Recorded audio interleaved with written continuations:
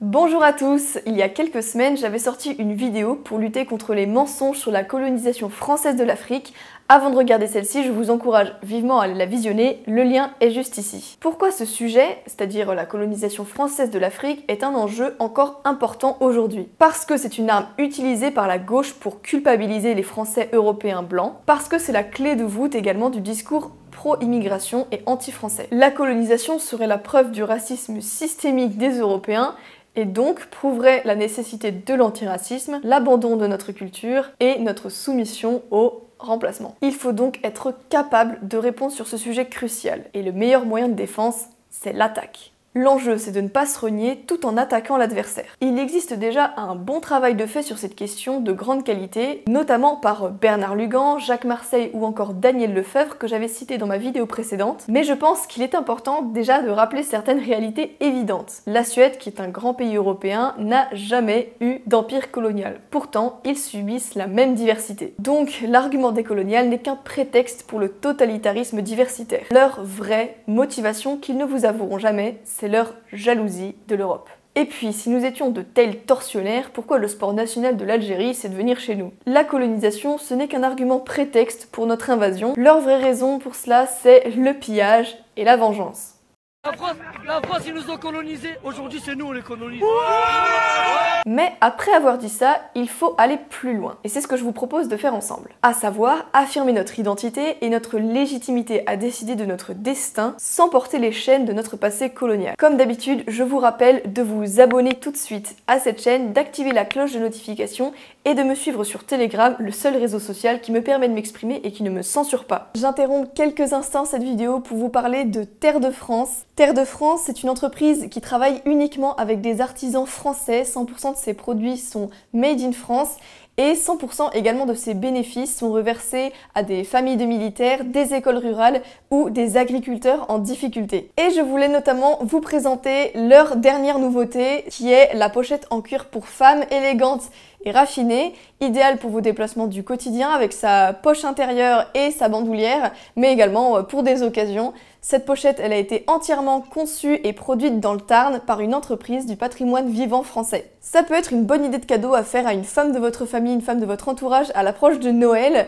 mais vous pouvez également aller jeter un coup d'œil sur les autres produits qu'ils proposent, notamment des sacs de voyage, des bougeoirs, des tissus, des ceintures, etc., etc. À l'approche des fêtes, pensez-y, mieux qu'un cadeau sur Amazon, faites plaisir à vos proches tout en aidant les artisans français. Place aux arguments. D'abord, que penser de la colonisation sur le fond? Est-ce que c'est bien ou est-ce que c'est mal? En réalité, ça dépend du point de vue que l'on adopte, ce qui veut dire deux choses. Le bilan, il doit se faire pour nous, pas pour l'humanité ou pour les coloniser. L'important sur cette question, c'est d'adopter un point de vue ethnocentriste. Le destin de ces peuples, c'est leur responsabilité, tout comme le nôtre en réalité. Notre destin est notre responsabilité également, c'est pourquoi il est de notre devoir de nous engager sur ces questions pour faire évoluer l'histoire dans la direction qu'on souhaite lui donner. Je suis pour le droit des peuples à disposer d'eux-mêmes. C'est donc le devoir des peuples de prendre leur destin en main. L'Europe n'a pas la responsabilité de l'humanité tout entière. Nous défendons ce qui est bon pour nous et donc nous attaquons à ce qui est mauvais pour nous. Finalement, c'est assez simple. Il faut différencier le jugement qu'on porte aujourd'hui sur le passé et aussi essayer de comprendre ce qui a motivé nos ancêtres et nous mettre à leur place. Il y a donc deux points de vue historiques qui s'affrontent. Le point de vue historique de nos aïeux et notre point de vue contemporain sur cette question. Pourquoi la colonisation ? Qu'est-ce qui a bien pu les motiver? La gauche républicaine en avait une très claire, c'était apporter la civilisation des Lumières à l'humanité tout entière. La droite d'affaires, quant à elle, cherchait à capter de nouveaux marchés. La chrétienté elle-même pensait y trouver son compte par le biais de l'évangélisation chrétienne que nous enseigne la Bible. Fait assez amusant d'ailleurs, les premiers opposants à la colonisation étaient les socialistes et les nationalistes, par internationalisme ou par volonté de faire passer la métropole en premier. Mais plus profondément, c'est une époque où l'Europe a atteint l'apogée de sa puissance. Les guerres entre Européens deviennent très coûteuses et trop dangereuses, mais ils n'avaient pas non plus d'adversaires à l'extérieur des frontières européennes, donc leur volonté de puissance s'est exprimée dans le souhait de civiliser le reste du monde pour le mettre à leur niveau. Ils étaient tellement puissants qu'ils comptaient façonner le reste du monde selon leur vision. Les Européens ont toujours intrinsèquement eu cette pulsion exploratrice, vouloir connaître, cartographier, mesurer et gérer le monde. C'était grisant, créer cette nouvelle société à partir de rien et recommencer recommencer l'histoire loin de chez eux. C'est le rêve prométhéen qui a hanté des générations de nos aïeux qui se voyaient comme des bâtisseurs de civilisation. Selon cette vision, la colonisation traduit les qualités exceptionnelles de notre culture et de nos ancêtres. Elle rappelle une époque où notre confiance en nous était illimitée. Donc nous pouvons admirer la colonisation non pas pour ses effets, mais pour ce qu'elle révélait de notre civilisation. Nous n'avons aucune honte à avoir. L'histoire est le terrain de jeu des plus forts. Et il se trouve que nous étions les plus forts, donc nous avons colonisé. Si les rôles avaient été inversés, il est évident que les colonisés auraient fait pareil.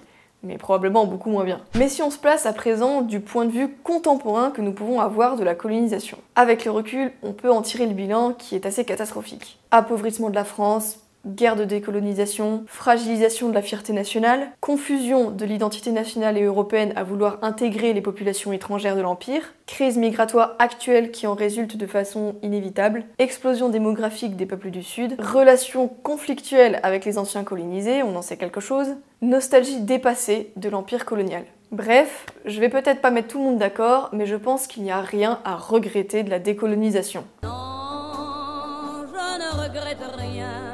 On peut regretter la manière dont elle a été faite, bien sûr, mais c'est un autre sujet. C'est un modèle qui n'était absolument pas tenable sur la longue durée et très désavantageux pour nous. Alors franchement, soyons contents de nous être débarrassés de ce boulet. L'avenir, ce n'est pas de recoloniser ou de nous rapprocher de nos anciennes colonies, mais plutôt d'affirmer notre identité et de nous la réapproprier. Tout l'enjeu aujourd'hui, c'est de préparer et bâtir l'avenir des générations futures d'Européens après nous. C'est une responsabilité qui peut faire peur, qui peut être écrasante pour les épaules de ma génération. Mais c'est un devoir exaltant et un défi que nous avons à relever. Alors, comment on pourrait résumer tout ça de façon un peu synthétique? Nous n'avons rien à regretter et aucune raison de nous excuser. D'une part, parce qu'il ne faut pas moraliser l'histoire, d'autre part, parce que l'excuse est une arme politique particulièrement exploitée par nos ennemis. S'excuser, c'est s'accuser, faire preuve de faiblesse et même galvaniser nos ennemis. Rien n'excite plus la rage qu'un homme tombé à terre. Les excuses d'un pays ne se présentent qu'en circonstances exceptionnelles si elles permettent d'enterrer de vieux conflits et d'aller de l'avant. Et on voit bien que c'est pas le cas pour la colonisation,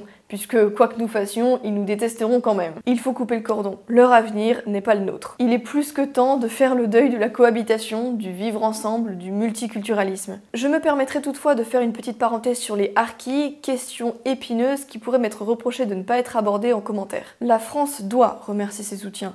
On peut de toute évidence éprouver de la compassion pour tous les harkis qui ont été massacrés par le FLN. Pour autant, les alliances de circonstances ne changent pas notre essence. Voici la parenthèse refermée, donc pour ce qui concerne la colonisation, nous ne sommes pas désolés. Nous ne sommes pas désolés d'avoir bâti le tiers-monde parce que celui-ci n'était pas à notre niveau. Nous ne sommes pas désolés d'avoir été les plus forts. Nous ne sommes pas désolés non plus de compter parmi nos ancêtres des bâtisseurs et des explorateurs inégalés dans l'histoire. Nous ne sommes pas désolés d'avoir été conquérants. Plus globalement, il faut passer de la défense morale à l'affirmation, redevenir ethnocentriste. Nous nous battons pour notre civilisation et notre peuple, pas pour la terre entière. Ce qui ne veut pas dire pour autant que nous nous réjouissons du malheur des autres, ce qui serait cruel et somme toute assez idiot, mais il est normal que nous nous intéressions d'abord à notre destin. Ce constat, il vaut pour toutes les querelles historiques d'ailleurs. Si on vous dit « oui, mais la France a fait ça », et alors, il faut réussir à s'émanciper du chantage à la culpabilisation. Leurs plaintes ne sont pas sincères, ce sont des armes de soumission et d'humiliation. Si on va sur ce terrain-là, je suis sûre qu'on peut trouver des millions d'exemples de Français qui ont souffert aux mains des colonisés. On peut citer par exemple les pirates barbaresques algériens qui sur les côtes méditerranéennes pratiquaient l'esclavage, la prise d'otages, le pillage, etc.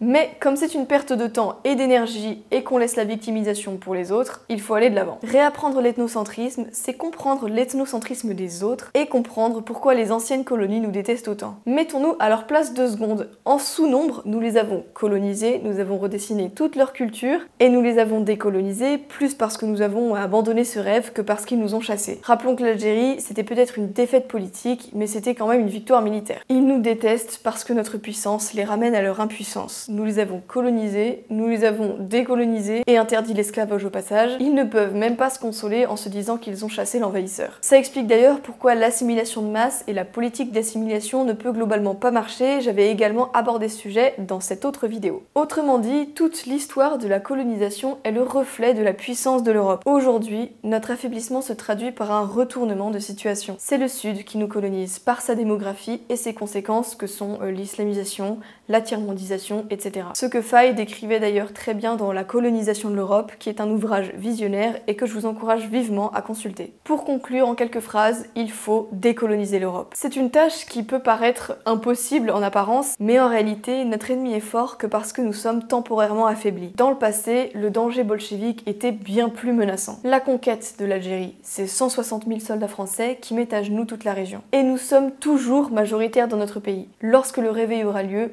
rien ne pourra nous empêcher de reprendre notre pays. Je terminerai avec cette citation de Dominique Vénère. Concernant les Européens, tout montre selon moi qu'ils seront contraints d'affronter à l'avenir des défis immenses et des catastrophes redoutables qui ne sont pas seulement celles de l'immigration. Dans ces épreuves, l'occasion leur sera donnée de renaître et de se retrouver eux-mêmes. Je crois aux qualités spécifiques des Européens qui sont provisoirement en dormition. Je crois à leur individualité agissante, à leur inventivité et au réveil de leur énergie. Le réveil viendra. Quand? Je l'ignore. Mais de ce réveil, je ne doute pas.